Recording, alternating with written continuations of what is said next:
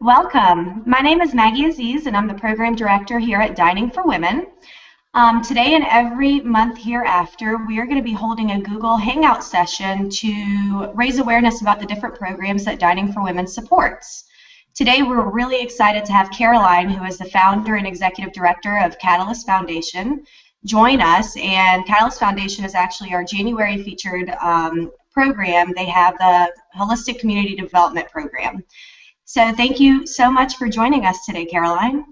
Hi, Maggie. It's great to be here. Thank you. If you want to go ahead and start telling us a little bit about your organization, that would be great. Sure. I'm going to share a few pictures with you here for the technology here. Okay. No. Okay.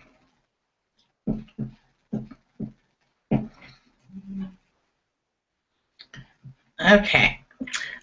We started the organization after we adopted my daughters. My daughters were born in Vietnam, and I was also born in Vietnam. They were 9 months old when we adopted them. Now they are almost 16.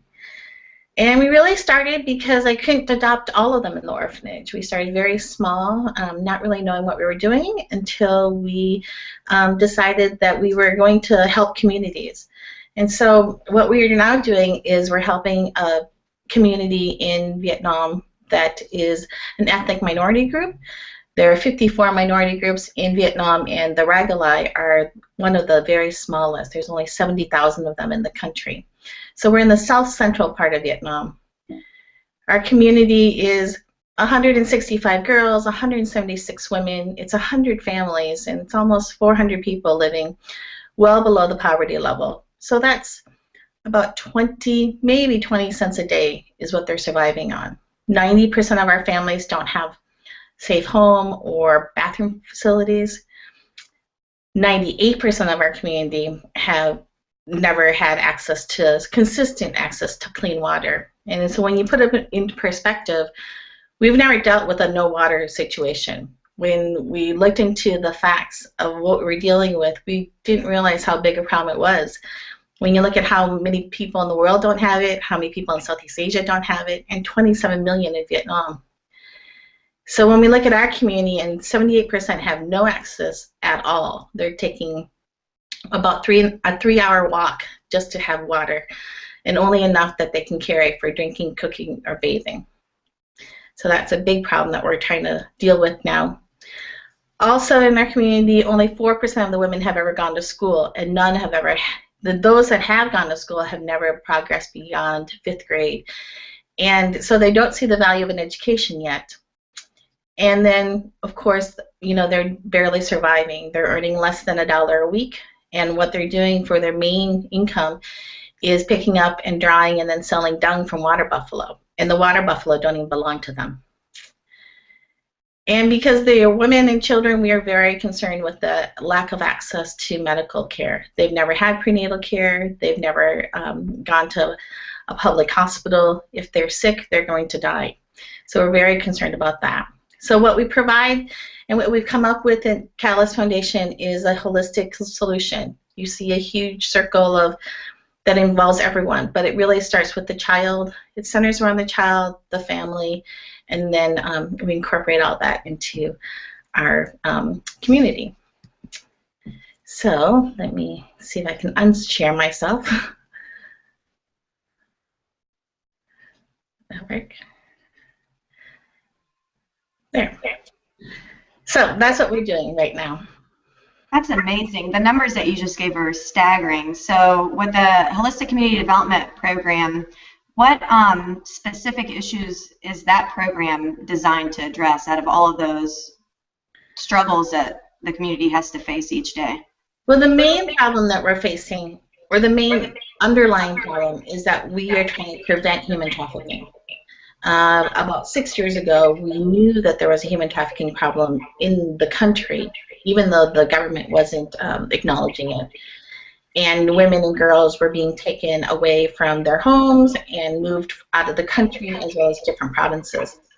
And so instead of trying to capture all the traffickers, which would be very difficult and very dangerous, and we wouldn't have the capacity for that, we decided to go from the back end. We decided to see what the community could do together to build themselves up and to sustain themselves so that they wouldn't sell their children, which is the main reason children were trafficked, was that their families were selling them for income.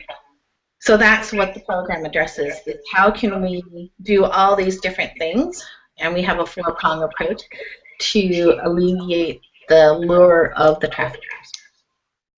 And can you say again what the name of the community was? It's the Ragalai. Okay, and they're an ethnic minority within Vietnam. Right, right. So of the 54 minority groups I talked about, 80% belong to the Kin, which is the Vietnamese majority. Mm-hmm. And so the other 53 minorities are very small, and they've been really pushed down from the mountains. They've been living very rural.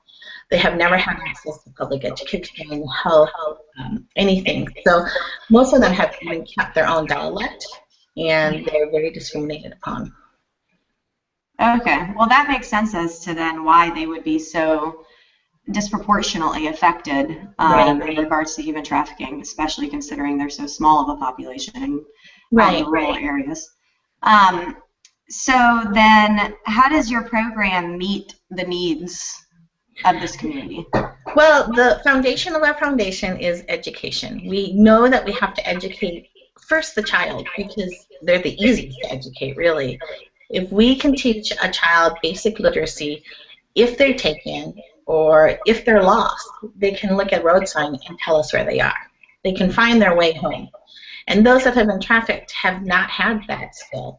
So when they're taken and they have no identity papers, they have no idea where they've gone, nor do they know how to write their own names.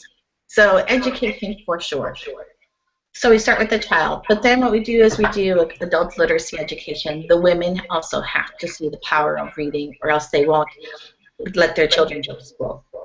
And then we do vocational training, because they have to earn more than 12 cents a day. Included in that vocational training is a microcredit loan program. We do youth education that teaches them basic hygiene, to self-defense, to how to play or how to listen. And then we also do health education programs. And of course, like I said, the objective is to get all these women and their daughters to stand up for themselves, to feel good about themselves so that they can be self-sufficient. Absolutely. And is that the primary goal? Like, what do you think the impact and the results that you're anticipating from the Dining for Women grant is going to be? It's going to be huge, because they will never have had the chance. Before we came along, for almost 3 decades, 3 generations, they've never had the chance to educate themselves. And they've never had the opportunity to have water or to take care of their babies. So all of these things play into how they feel that they're going to survive tomorrow. So instead of looking at today, they're actually looking at tomorrow. And then hopefully they'll need next week and then next year. Mm-hmm. So we're very excited about the thought that they will have this potential that they can finally reach. That's amazing. Maggie and Carolyn, I'm just going to interrupt for 1 second. We're getting a fair amount of echo. Okay. Carolyn, if you could put those headphones back on and plug them into your computer, I think that might stop the echoing that we're hearing. Sorry to interrupt.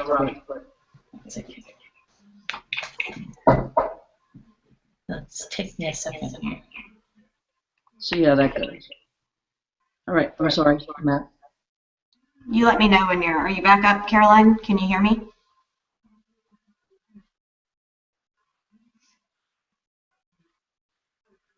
I can't hear you. Okay, I guess. Can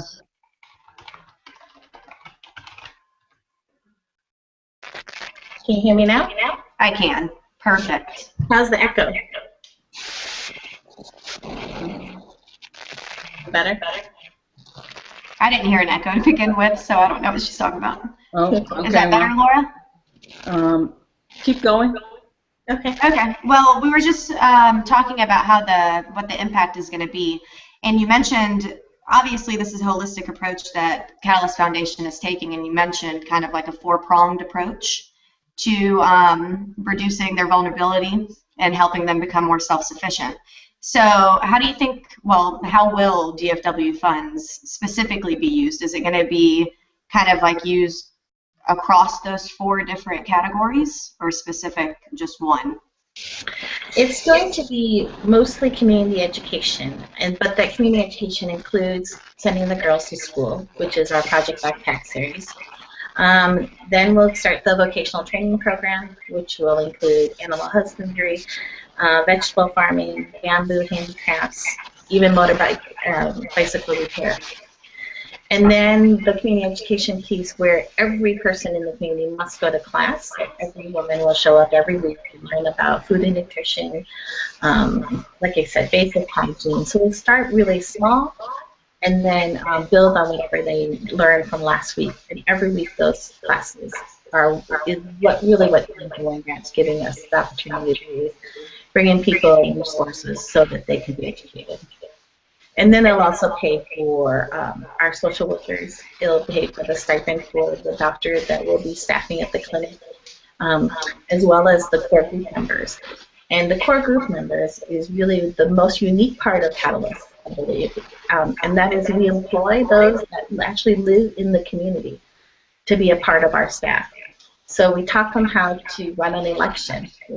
As we surveyed community members, we met 10 or so women that had quite strong opinions, and felt like they were experienced enough in their life, really, to talk about what had come before them and what they looked for. And we asked them if they wanted to be a part of our team. And part of our team meant that they could be a part of all the decision making. And so once they said, yes, we want to be part of the team, then they had to go out and really get the votes. So then we held a monthly town hall meeting, and then they voted for 4 of the members to be on our staff. And so now we pay them, and that's their income, is to be on our team and work amongst the community, live amongst the community, and really be the liaison that we need for 400 people. That's excellent. So there's strong women leadership within the program as well. Right. That's good. Well, thank you so much, Caroline, for sharing a lot of this information with us. Before we close out, I think we just want to try to address some of the questions that we've received about Catalyst Foundation, and specifically the project that we're funding, from our members. And the first of those is how the girls are selected to join the program. Well, every girl is eligible. And part of how the families is selected is that they had to agree to a contract that we had with each member. To be a part of the Catalyst community, they had to sign this contract that started with, you have to donate 40 hours of volunteer time at the school. Every member had to go to meetings. You can't sell your child. You have to send your child to school. If you're sick, you have to let us know. So it's really a way to give them a consequence to what they would be receiving. And so once this community contract, or this contract was signed by each community member, then the children were selected. We picked the children that were school age on up from 5 to 18, and then of course there's some young girls, but they'll hopefully, we'll start an early childhood program for them. Okay, so then every girl pretty much is eligible to apply as long as she's 4 or 5 years and older. Right. But what happens is that, like, for instance, when school starts, if they've missed school 3 days, for any reason for 3 times, we'll pull them out. There'll be a consequence for not going to school instead of, working. And we'll talk to the family on why they're not doing it. So the services will stop until they can be active members again. Okay, that's very interesting. Mm-hmm. And how many years are they able to stay in school, did you say? Well, on average, the families are marrying their girls at around 13, 14 years old. So we're going to try to break that cycle. We're going to hopefully keep them in school until they're 18 if they want to. The challenge, of course, is that their parents have never gone to school. So the parents have no idea what the value of education is. So as long as we keep on reassuring them that what they're learning is important, that will help them for the next goal that they have, then they can stay in school as long as they want, and we'll support them up through university. Okay, excellent. Another question that we've received is, what kind of job opportunities do the girls and the women have? Well, again, we are setting up programs with community members that are actually going to come in and teach them how to raise animals, not only to help themselves, but also to market and sell. The same with vegetable farming. We have different vendors that we know are selling vegetables in the big city, and they'll come in and teach them how to grow in this land that they have. And then hopefully have that access to water. We'll also bring in, like I said, motorcycle repairs. So there'll be different things that they can participate in. One of the things we're very excited about is that we've partnered with some bamboo manufacturers that use bamboo as handicrafts. And we know that growing bamboo is a 3-year cycle, easy to grow, hard to harvest, but the women can do it. So we're excited to hopefully grow bamboo soon. Very interesting. And if and when they do become skilled in the agricultural field, who owns the land that they work on? Well, in Vietnamese law, no one owns the land except the government. But the government has leased them the land for 50 years. Right now, their mortality rate is right around 46, 47 years old. So we are going to change that. And what we'll do is we'll actually have each family start renewing their lease when they're, they've owned it for 10, 20 years, so that it keeps on staying in their family as long as they want it. And we're very fortunate the government has given them a lot of land. Right now the land is not usable because there's no water. But that was one of the big things that this grant will help us do, is give them water. And how does it do that? Well, we've just in the last month have gotten the government to agree to give Catalyst access to public water. There's been this public water pipe across the street from this community for 27 years. And it's patrolled by the police, and our community has never been able to access it because of their race, or the minority group. And so in the last month, I went over there and we finally negotiated, yes, it would be a great idea if you gave this international nonprofit organization water. What we do with it, they don't care. So we're going to tap into that water, bring it to the school across the street, make wells, and then from there we'll hopefully dig wells and go through pipes and all that stuff, and we'll have a real irrigation system. It's a lot of water. It's just they've never been able to tap into it. That's amazing. Congratulations. Thank you. I think unless you have anything else that you wanted to share about the program, those are the only real questions that I had for you today. Did you need to add anything? Well, I just wanted to say thank you again for this opportunity. I mean, I think the Ragged people are a matriarchal society, so they know the power of women. They know that if any organization can come in and help them, it is Dining for Women. So they're very excited of really what they can become in the next year to 3 years to 10 years to 20 years. So we really want to thank you for being the catalyst for hope. Thank you so much, and thank you for the work that you do to help women and girls become more self-sufficient around the world. It's amazing. And we do wish you the best success in the future. Thank you. Well, you're all invited to come to Vietnam and help us dig a well. Absolutely. I'm there. Just let me know when. All right. Well, thank you all for viewing this hangout. And if you want to learn more about Catalyst Foundation, you can visit our website at diningforwomen.org. And as I stated earlier, we're going to be doing these hangouts monthly. So please join us in February when we talk to Kenya Center for Excellence, which is located in Kenya. So thank you for being here today, Caroline, and I will talk to you soon. Thank you.